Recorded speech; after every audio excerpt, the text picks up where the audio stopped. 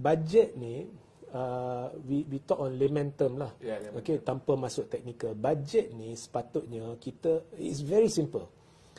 Apakah keadaan negara sekarang? Kita kena ambil kira dalam perbelanjaan tahun depan, kerana perbelanjaan tahun depan akan memperbaiki kelemahan tahun sebelumnya. Betul. Jadi sekarang ni kita dalam keadaan kecemasan, bersempadankan darurat. Walaupun darurat tidak diisytiharkan secara rasmi, tapi bayangkan, Perdana Menteri kita adalah Anwar Ibrahim. Bila ringgit jauh lebih kukuh dari sekarang, bila ringgit masa tu Anwar tak puas hati, dia kata kerajaan tak reti buat kerja, dan dia memang ada ungkapkan bahawa dunia sudah hilang keyakinan terhadap Malaysia. Tapi ringgit jauh lebih kukuh. Masa dia belum jadi kerajaan lah. Belum. Ekonomi jauh lebih kukuh. Malah, if you take combine 2022, Ismail Sabri and Muhyiddin Yassin, pelaburan luar negara yang lulus sah, bukan lulus. Pelaburan masuk lulus ya. 260 plus billion. So Anwar dah umum banyak benda, tapi dia tak umum pelaburan lulus. Kalau benar ada 90 bilion ke 100 bilion ke dari China, even 10 billion daripada Tesla ke apa. Memorandum of Understanding dia. Kalau benar mana-mana figure itu diluluskan, ringgit tak akan kena stroke hari ni. So anyway, balik pada tu, dia kata kerajaan tak reti buat kerja. Maknanya sekarang ni kita dah darurat. And okay, itu dari sudut logik lah, nak menyindir Anwar sikit kan. But put that aside, memang darurat. Pada bacaan saya memang darurat. Saya nak kongsi sikit. Tahun lepas, sebelum PRU, saya pernah pergi berjumpa dengan Tengku Razali Hamzah. Tengku Razali Hamzah ni, background dia actually tahap pencapaian ekonomi negara kita, atau lebih spesifik kewangan negara kita banyak terhutang budi pada Tengku Razali Hamzah. Dan kita terhutang budi pada Tengku Razali Hamzah atas ihsan Tun Razak. Sebab Tun Razak identify Tengku Razali Hamzah sebagai satu ikon yang boleh membawa perubahan. Masa itu Bank Negara, ketua dia adalah Tun Ismail Ali. Tun Ismail Ali. Adik atau abang kepada Siti Hasmah. Masa tu dialah Governor Bank Negara. Dia punya connection in the financial world was amazing. Okay. Dan nak terima tak terima, sebenarnya Rothschild, which is the global, they are the big heavyweight in, you nak kata dia orang ni bangsa apa ke apa, tetapi dari sudut kepakaran, you can learn a lot from them. And Tengku Razali sebenarnya ada berkawan dengan seorang tu nak belajar how to improve the economy. Tun Ismail introduce him, and this was told to me by Tengku Razali. So after that is how he taught them how your country must build the wealth and so on and so forth lah. So bila saya jumpa Tengku Razali ni pembacaan ekonomi dia, kewangan dia ni, he knows what's happening. And he told me what happened today, bahasa krisis makanan, he told me this a year ago. 1 year from now, we are going to have a food crisis, we are going to have a currency crisis, we are going to have an economic crisis. And gambaran yang diberi, kalau ikut cakap dia, memang tepat setakat ni lah. That means next year is mayhem. Teruk.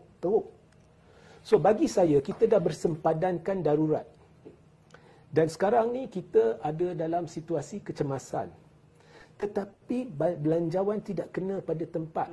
Bila kita ada situasi ini, kita perlu fall back on our, correct me if I'm wrong, but we have to fall back on our middle class. Because the middle class generates the economy.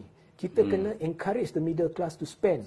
Untuk encourage middle class to spend, we must take away the fear. Kita kena alihkan ketakutan middle class ni untuk spend. Sekarang ni middle class ni, dia takut, dia tak pernah jadi dalam sejarah, first time. Dia takut sebab aku nak makan beras, nasi pun mahal. Jadi kalau benda tu, bayangkan beras tempatan 66 or 67%. Beras import 33%. Okay. Kita ambil figure lah, I don't know the exact figure, 33, 66. 66% tak jumpa, Betul. 33% berlambak.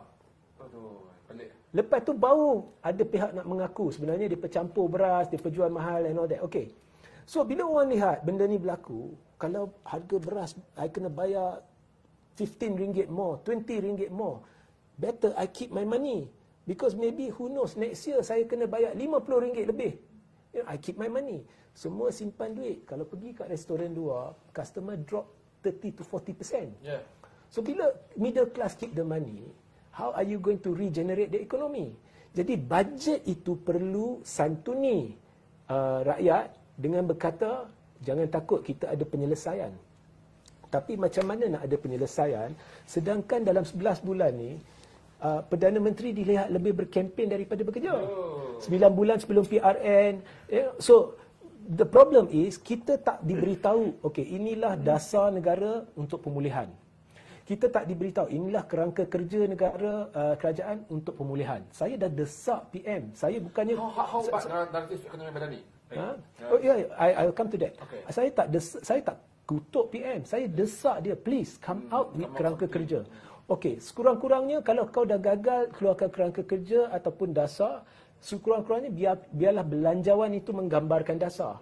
Tetapi dalam keadaan ringgit terburuk dalam sejarah tanah air, dalam keadaan ekonomi terburuk dalam sejarah tanah air, dalam keadaan kita ada krisis bekalan makanan yang tidak pernah sepertinya sebelum ini dalam sejarah tanah air, okey, kita tak lihat sebarang apa kata dari Perdana Menteri maupun kerajaan yang mencerminkan bahawa mereka akur, mereka sedar berlaku situasi krisis. Okay, faham? Dan belanjawan pula tak kena pada tempat. You want to increase the tax, berpada-padalah. Jangan bebani middle class. Bebani orang yang terlalu kaya, okay fine, I have no argument with that because you need extra. But jangan bebani middle class. You kata saya tak naikkan teks untuk makanan dan sebagainya. Tapi transportation dan sebagainya itu kan balik pada rakyat. So, bila belanjawan kamu tak dilihat akur, faham, sedar berlaku krisis, maknanya perancangan perbelanjaan untuk tahun depan tidak mengambil kira krisis. Maknanya cara awak berbelanja tahun depan tidak meyakinkan pelabur maupun rakyat bahawa awak boleh menyelesaikan keadaan. Bila rakyat tak yakin, dia simpan duit.